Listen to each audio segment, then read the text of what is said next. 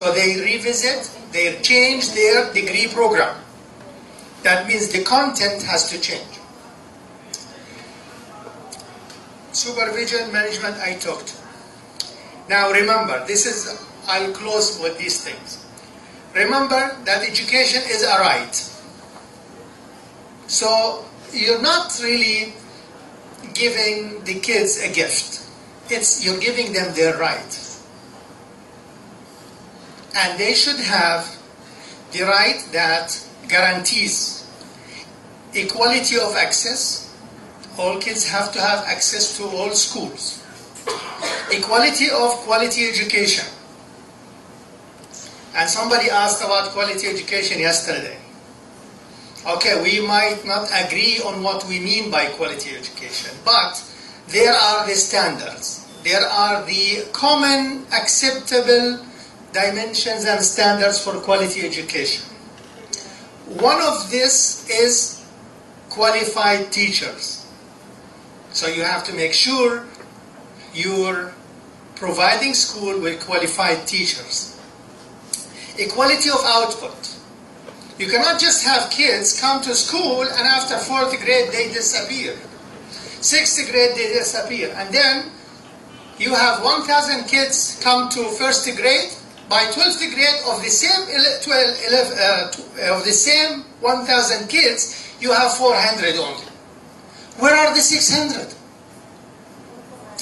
Yesterday I saw something about achievements in mathematics, in science, in languages, in this, all in the 50s, 60s, 50s. This is a crime.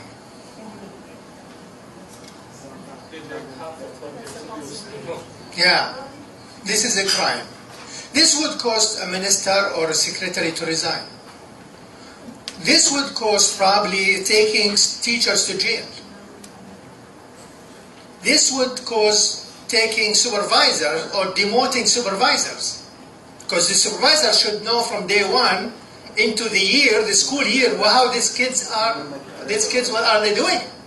You don't wait until the end of the year and then you have half of the school failed. So somebody has to do their job, you know. You have to ensure equality of outcomes. That those kids, they finish, they can go somewhere.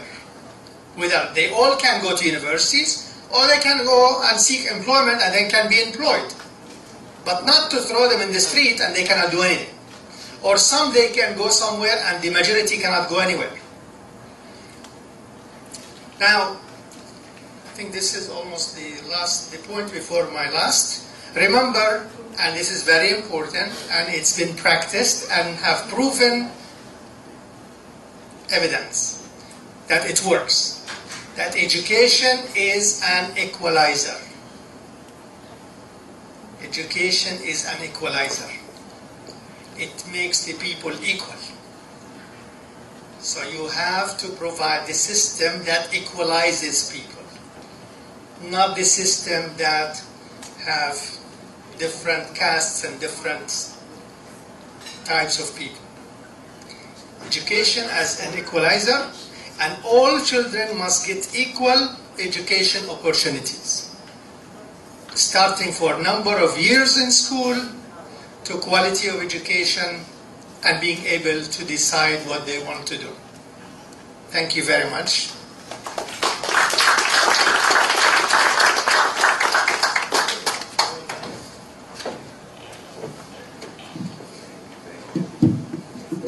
Thank you, Dr. Anwar. That was rather impromptu, but thank you for those very insightful reminders. And we hope that your words will reach DepEd and Chet and Testa.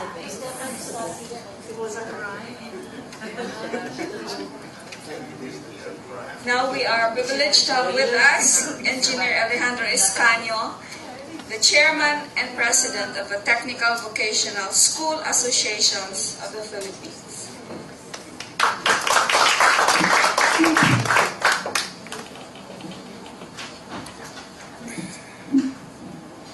Dr. Anwar Al-Said, Dr. Ramon Tuason, our UNESCO and AIJC co-convener with TERSAFIL on this activity.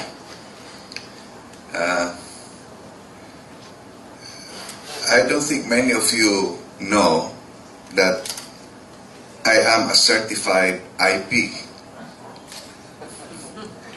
I have a certification from the National Commission on IP. I am a registered datu of the Higaonon of Bukidnon. I have been helping the Higaonons in Bukidnon since the time of Marcos Panamin. And so there are 17 chieftains there who meet regularly, and to be accepted as a datu, it has to be a unanimous vote.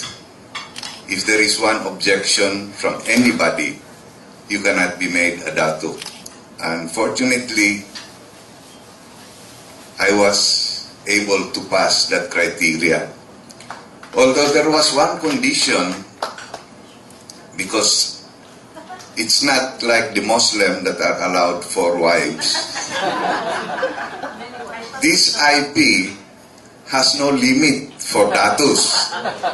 So I had to verify whether that is a requirement or a privilege. Because if it's a requirement, then I'll be in trouble. And they told me it was a privilege, so I accepted. For those who might want to see me in the IP costume, I can email them to you. But it is not as sexy as the one of blood. Fully covered. Anyway, ladies and gentlemen, the Education for All Global Monitoring Report 2012 could have been better timed.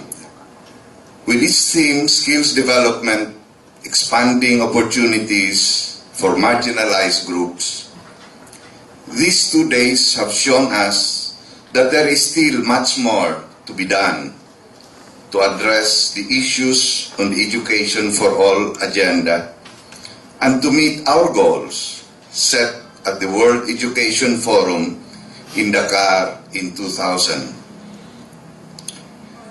As we grapple with the challenges brought about by increasingly knowledge-based economic system, we have come to realize that we can no longer think of education and training as isolated from industry, commerce, business, and employment.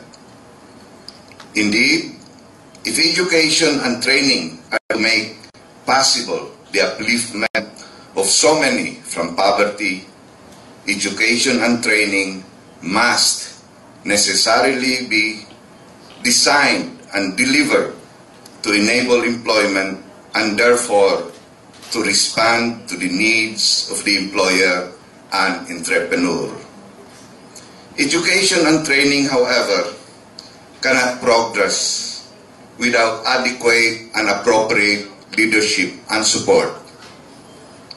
Public policy and funding are required to extend employment-relevant training to vulnerable groups such as early school dropouts, young adults who never attended school, and those who left school lacking the cognitive and the skills needed to thrive in literate societies.